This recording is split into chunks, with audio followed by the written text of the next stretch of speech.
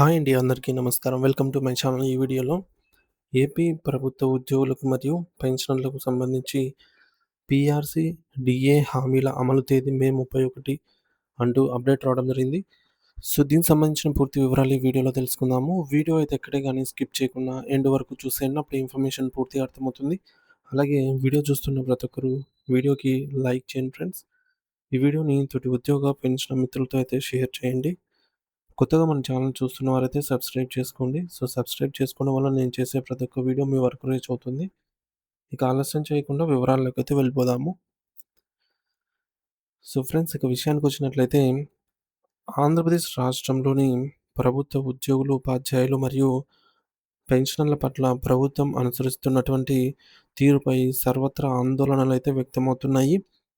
ముఖ్యంగా రాష్ట్ర పరిపాలనలో కీలక భూమిక పోషించే ఉద్యోగుల వర్గం పట్ల సర్కారు ప్రదర్శిస్తున్నటువంటి నిర్లక్ష్య వైఖరిని ఎండగడుతూ అనేక కథనాలు వెలువడుతున్నాయి. సో, తాము అధికారంలోకి వస్తే ఉద్యోగుల కష్టాలన్నీ తీరుస్తామని చెప్పేసి ఇది ఒక ఉద్యోగ ఫ్రెండ్లీ ప్రభుత్వము అని చెప్పేసి ఘనంగా చెప్పుకున్నారు పాలకులు. ఇప్పుడు ఆచరణలో మాత్రం పూర్తిగా అయితే వాటిని విస్మరిస్తున్నారు అనే విమర్శలు వెల్లువెత్తుతున్నాయి. మరి ఎన్నికల సమయంలో ఇచ్చిన హామీలు నీట మూటలుగానే మిగిలిపోయాయని ప్రభుత్వ ప్రకటనలకు మరియు క్షేత్రస్థాయిలో జరుగుతున్నటువంటి పరిణామాలకు అస్సలు పొంతనే లేదని చెప్పేసి ఉద్యోగ సంఘాలు బాహాటంగానే విమర్శిస్తూ ఉన్నాయి. ఇక ప్రస్తుతం రాష్ట్రంలో పీఆర్సీ, డీఏ మరియు ఇతర పెండింగ్ బకాయిల విషయంలో ప్రభుత్వం మౌనం వహించడం అత్యంత వివాదాస్పదంగా మారింది. ఏంటంటే వేతన సవరణ సంఘం పీఆర్సీ ఏర్పాటు చేయటం, కరువు భత్యం డీఏలు విడుదల చేయడం, అలాగే ప్రాథమిక బాధ్యతలను కూడా ప్రభుత్వం ఇటువంటి బేసిక్ నీడ్స్ కూడా ప్రభుత్వం అయితే విస్మరించడం వల్ల ఉద్యోగుల్లో తీవ్ర అసహనం గూడు కట్టుకుంది. సో, మరి ఈ మౌనం వెనుక ఉన్నటువంటి ఉద్దేశ్యం ఏమిటని వారు ప్రశ్నిస్తూ ఉన్నారు. అయితే ఇప్పటికే అధికారం చేపట్టినటువంటి గణనీయమైన కాలం గడిచిపోయింది.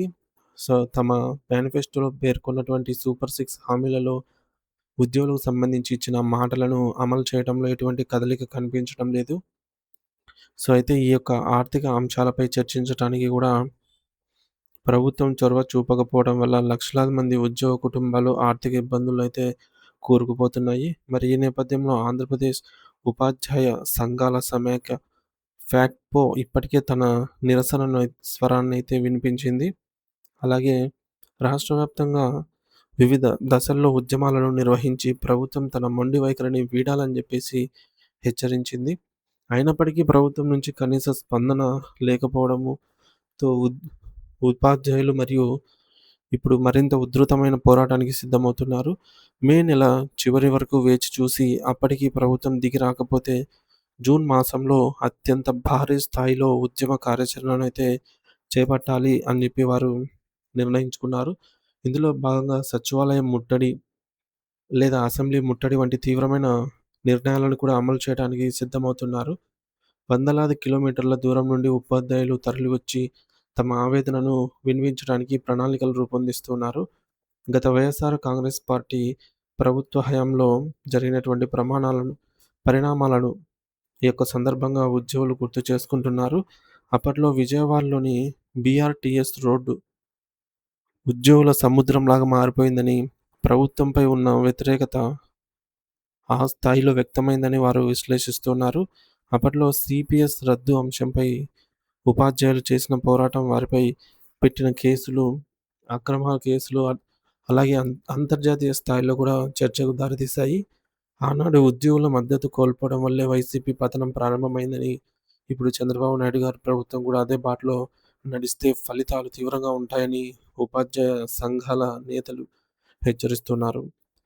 చరిత్ర పునరావృతం కాకుండా ఉండాలంటే ప్రభుత్వం తక్షణమే చర్చలకు పిలుపునివ్వాలి అని చెప్పేసి వారు డిమాండ్ చేస్తూ ఉన్నారు. ముఖ్యంగా 12వ వేతన కమిటీ 12th పీఆర్సీ కోసం కమిషన్‌ను ఇంతవరకు నియమించకపోవడం ఉద్యోగులను తీవ్రంగా బాధిస్తోంది. ఈ వేతన సవరణ అనేది ఉద్యోగుల జీవన ప్రమాణాలను పెంచే ప్రక్రియ. దాన్ని కాలయాపన చేయడం అంటే వారి హక్కులను కాలరాయటమేనని వారు భావిస్తూ ఉన్నారు.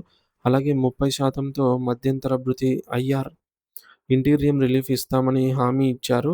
సో, మధ్యంతర భృతి ఇస్తామని ఇచ్చిన హామీ కూడా ఇంతవరకు అమలుకు నోచుకోలేదు. పెరుగుతున్న ధరల దృష్ట్యా ఐఆర్ అనేది ఉద్యోగులకు తక్షణ ఉపశమనం కలిగిస్తుంది. కానీ ప్రభుత్వం దీనిపై ఎటువంటి ఆర్థిక అధికారిక ఉత్తర్వులు జారీ చేయకపోవడం వల్ల ఇది నేటికి పెండింగ్‌లోనే ఉండిపోవడం గమనార్హం.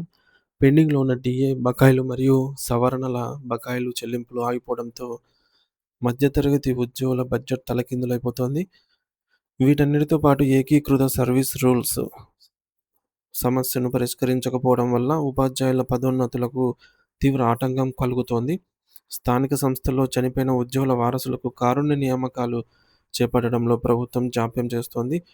ఇక school plus, high school plus అంటే +2 అంటాం కదా!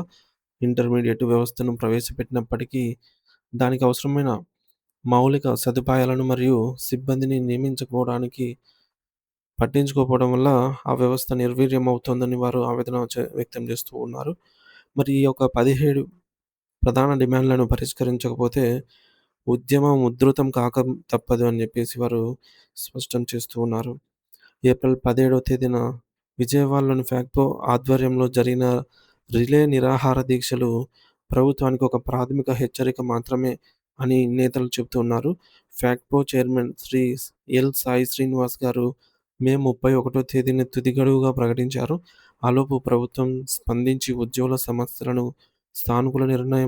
సమస్యలపై సానుకూల నిర్ణయం తీసుకోకపోతే జూన్ 1 నుంచి రాష్ట్రవ్యాప్త ఆందోళనలు మరింత తీవ్రతరం అవుతాయని ఆయన పేర్కొన్నారు. కేవలం ఉపాధ్యాయులే కాకుండా ఇతర ప్రభుత్వ ఉద్యోగ సంఘాలు కూడా ఇదే దారిలో ప్రయాణించడానికి సిద్ధమవుతున్నాయని చెప్పేసి ప్రభుత్వం తన నిమ్మకు నీరెత్తినట్టు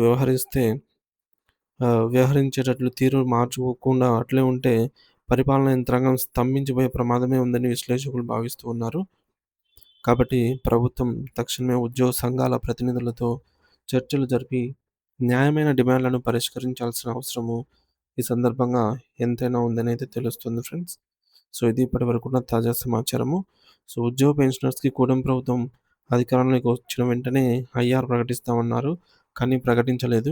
అదే గత ప్రభుత్వంతో పోలిస్తే గత ప్రభుత్వం అధికారంలోకి వచ్చిన మొదటి క్యాబినెట్ భేటీలోనే 23% ఫిట్‌మెంట్‌నైతే ప్రకటించింది. ఐఆర్ 27% ఇచ్చారు గతంలో. ఫిట్‌మెంట్ తగ్గించిచ్చారు. అది రివర్స్ పీఆర్సీ కిందకెళ్ళిపోయింది.